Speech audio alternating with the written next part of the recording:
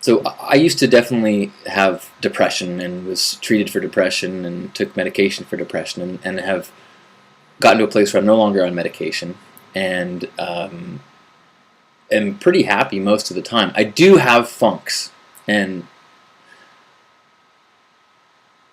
Una asks what is a funk, and to me a funk is kind of like I can feel myself slipping into the depression feeling where the world seems darker, I have less options, and I like to call it a funk rather than depression, because a funk is something that it's less ominous. I have more control over it, and I feel like if I practice the things that I've learned, a funk can be something that can flow through quickly, whereas a depression tends to kind of anchor me for a while.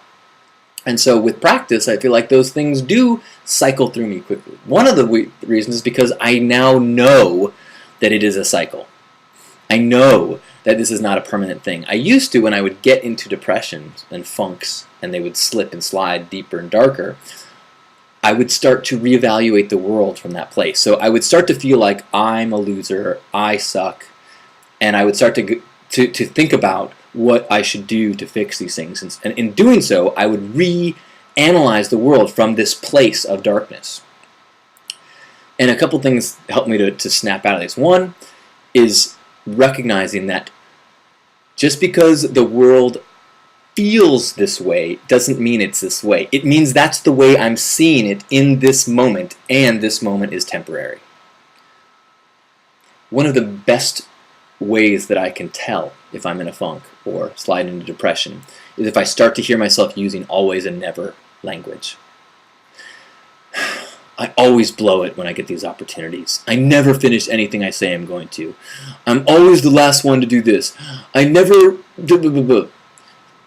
Those are like, danger, danger! If you hear yourself saying always and never about negative things about yourself, you are in an unhealthy headspace. Because I think in a healthy headspace, you could look at that and go, is that true? Am I always this way? Do I never finish anything? No. But it's easy to slip in that. So okay, all right, I'm slipping into a funk. And so then what I've trained myself to do or practice doing is trying to go, don't reevaluate the world. Try to not think big picture and not try to, don't make big decisions, don't quit jobs, don't, make phone calls with important people. Just go, okay, whoa, I'm not thinking clearly right now. I see the world as not as good as it could be. It's probably chemical based. What's a movie I can watch right now? What's a way I can let this cycle flow through me in a way that doesn't snowball? I learned long ago that if somebody says to me, if I'm in a funk and someone's trying to help me, that's actually not very helpful.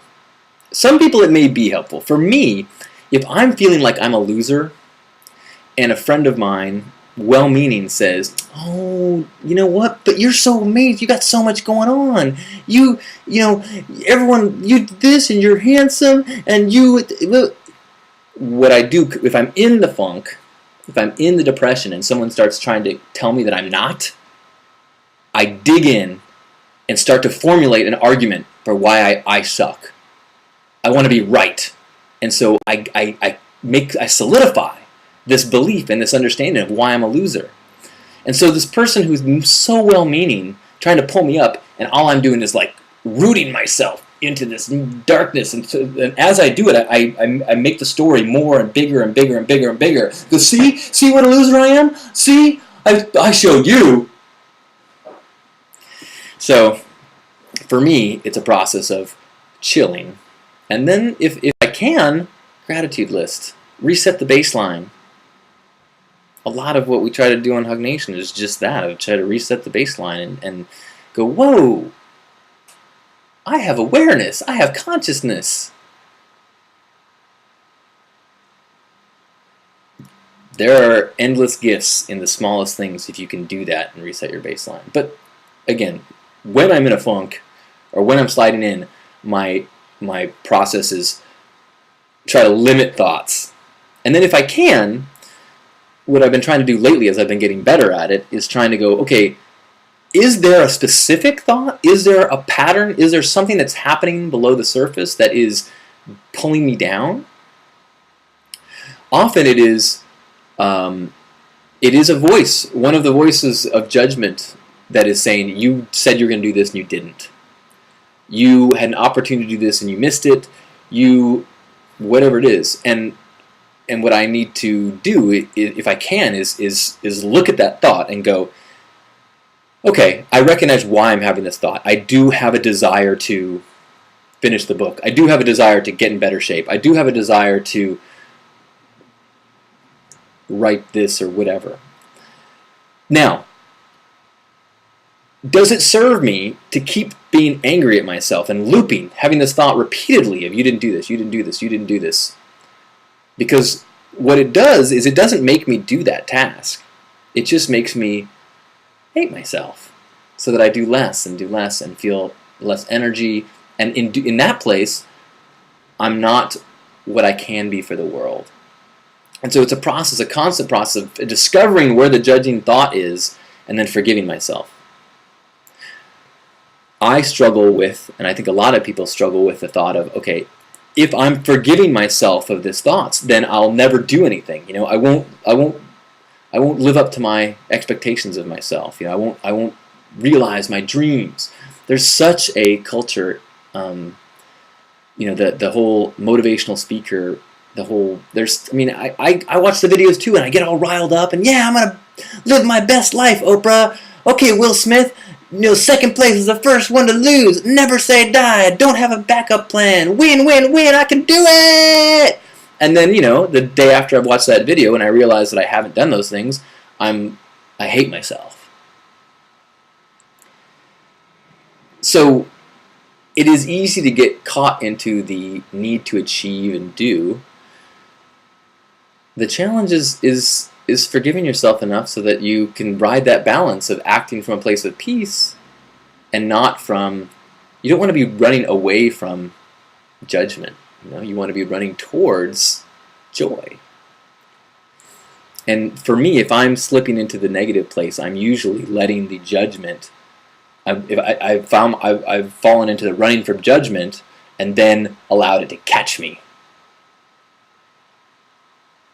So it's a process, it's a practice of seeing that and it's happening. And you know, Byron Katie has a great process on thework.com of how to, if you have stressful thoughts, how to break them down.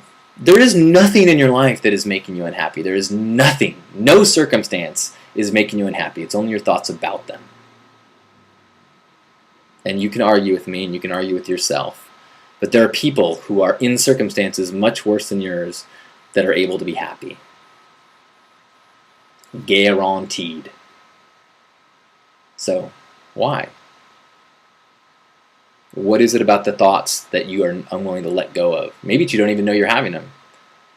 You know, is it, sometimes it's you're afraid if you let go of that fear, then this thing will happen. You know, if I let go of my judgment about my weight, I'll get fat. I don't want to let go of that because if I don't, I'll just get fat and I can't be fat. Well,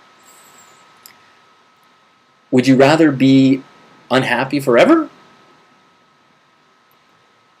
That's something that you need to battle in yourself and find a way to run towards the joy. This is you know, I am a journeyer midway on this path. I am better than I once was at staying happy, but I think I will always be learning and practicing. You know, just as we talked about that, you know, deciding to be happy is kind of like deciding to lift 2,000 pounds. You don't just do it right away. You practice. And as Jacob Glass likes to say, you know, you don't become happy. You don't get yourself to a spiritual place and then go, cool, I figured it out. No, it's just like going to the gym. It's just like lifting that heavy thing. You practice. You have to stay in shape. You have to stay in spiritual shape. Because you get out of shape physically and spiritually. Figuring out what your practice is. For me, Hug Nation is a huge part of it. Gathering here, sharing these ideas, reflecting with you. Plus listening to lectures, plus reading books, plus having post-it notes, plus having books in my bathroom that I can flip through that have things. Plus being around people that are also on similar paths, plus cutting off contact with people that are toxic, plus removing television, plus being critical of anything in my life that is pulling me to places that are unhealthy in my thoughts. And constantly evaluating what that curriculum is. And it's forever. It's a practice.